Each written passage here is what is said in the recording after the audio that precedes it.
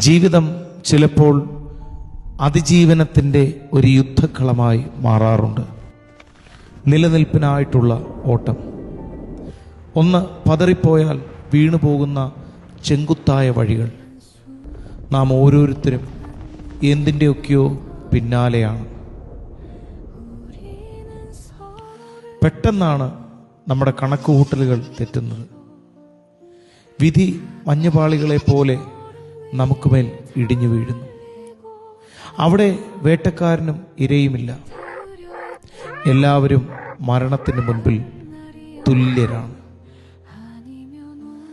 മരണത്തിൻ്റെ തണുത്തുറഞ്ഞ താഴ്വരയിൽ നിന്ന് ദൈവം നിന്നെ കൈപിടിച്ചുയർത്തും. ശ്വാസം നിലച്ചുപോയെന്ന് കരുതുന്ന ഇടത്തു നിന്ന് ഒരു പുതിയ ജീവൻ മുളപൊട്ടുന്നു. ഇതാ ഒരു അത്ഭുതം. തന്നെ കൊല്ലാൻ വന്നവൻ ആപത്തിൽപ്പെടുമ്പോൾ പകയോടെ നോക്കി നിൽക്കാനല്ല, പകരം ആ മുറിവേറ്റവൻ്റെ ശ്വാസം കേൾക്കാനാണ് ആ മിണ്ടാപ്രാണി തുനിയുന്നത്. വിദ്വേഷത്തേക്കാൾ വലിയ ശക്തി സഹതാപമാണെന്ന് ദൈവം നമ്മെ പഠിപ്പിക്കുന്നു. ഈ നിശബ്ദതയിൽ ഒരു പ്രാർത്ഥനയുണ്ട്. ശത്രുവിൻ്റെ കണ്ണുകളിൽ നോക്കി സ്നേഹിക്കാൻ കഴിയുന്ന നിമിഷം. യേശു പറഞ്ഞതുപോലെ നമ്മെ പീഡിപ്പിക്കുന്നവർക്ക് വേണ്ടി പ്രാർത്ഥിക്കാനുള്ള ആ വലിയ മനസ്സ്. പക്ഷേ ലോകം ക്രൂരമാണ്.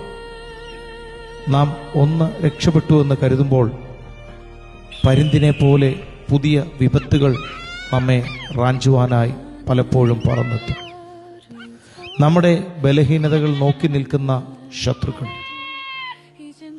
അപ്പോൾ ദൈവം തൻ്റെ കാവൽക്കാരെ അവിടേക്ക് അയക്കുന്നു.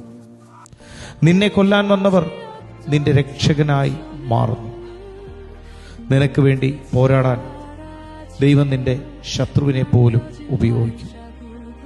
ഇതാണ് ദൈവിക കരുതലിൻ്റെ നിഗൂഢത. ക്ഷമിക്കുന്നവനാണ് യഥാർത്ഥത്തിൽ വീരൻ. തനിക്ക് ലഭിച്ച ഇരയെയും തന്നെ ആക്രമിച്ചവനെയും ഒരുപോലെ വിട്ടയക്കുന്ന ആ വലിയ മനസ്സ്, ഇത് സ്വർഗത്തിൻ്റെ പ്രതിഫലനമാണ്. സ്നേഹത്തിന് കീഴടങ്ങാത്ത പർവ്വതങ്ങളില്ല.